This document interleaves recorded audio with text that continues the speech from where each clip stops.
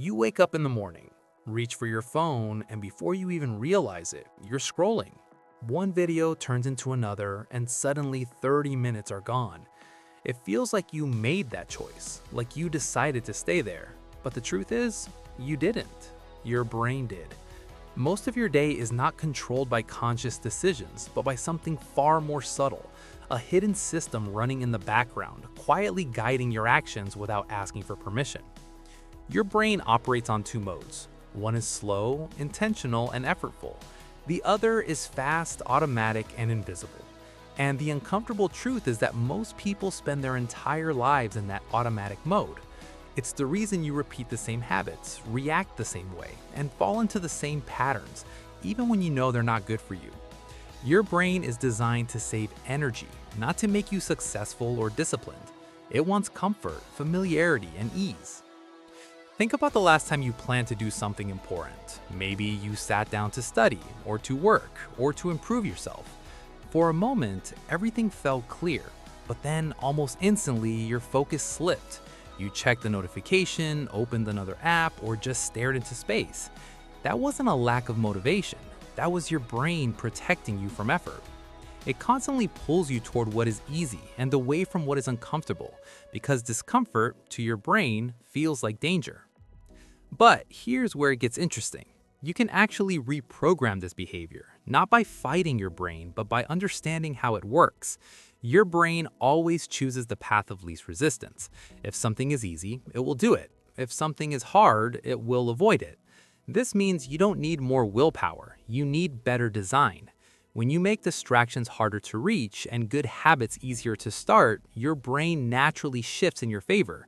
It's not about forcing discipline, it's about removing friction. There's also something even more deceptive happening inside your mind. Your brain doesn't store memories like a camera, it edits them. Every time you remember something, you're not recalling the original moment, you're recalling the last version you created of it. This is why two people can experience the same situation and remember it completely differently. Your brain reshapes reality based on emotions, beliefs, and expectations, which means your perception of life is not always accurate, it's filtered. Now, think about avoidance, that task you keep delaying, that conversation you don't want to have, that goal you keep pushing to tomorrow.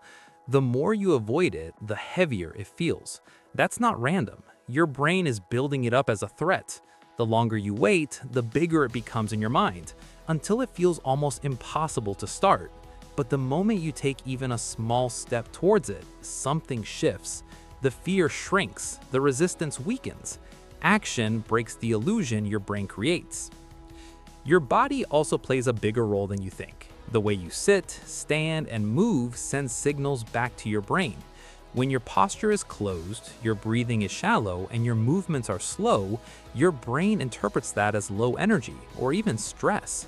But when you straighten your posture, take deeper breaths, and move with intention, your brain begins to change its state. This isn't motivation, this is biology.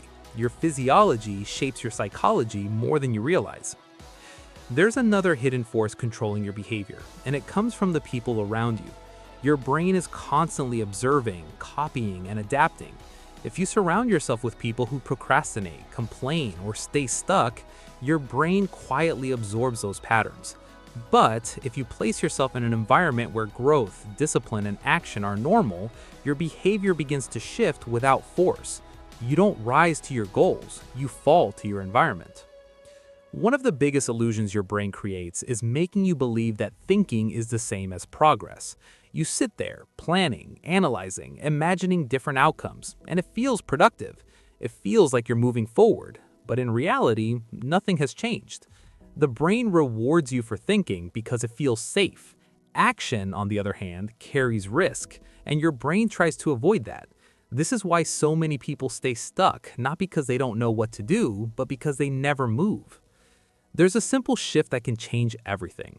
Instead of focusing on what you need to do, start focusing on who you are becoming.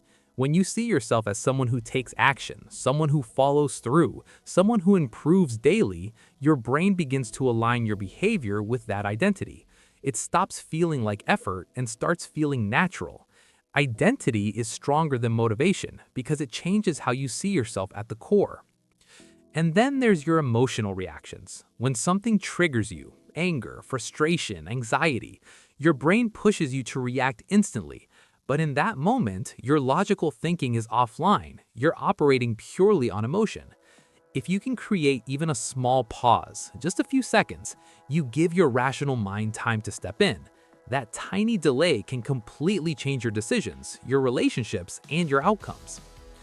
At the end of the day, your brain is not your enemy. It's a tool. But if you don't learn how it works, it will control you by default. Every habit you repeat, every action you delay, every thought you entertain is training your brain in a certain direction. The question is not whether you're being shaped. The question is how.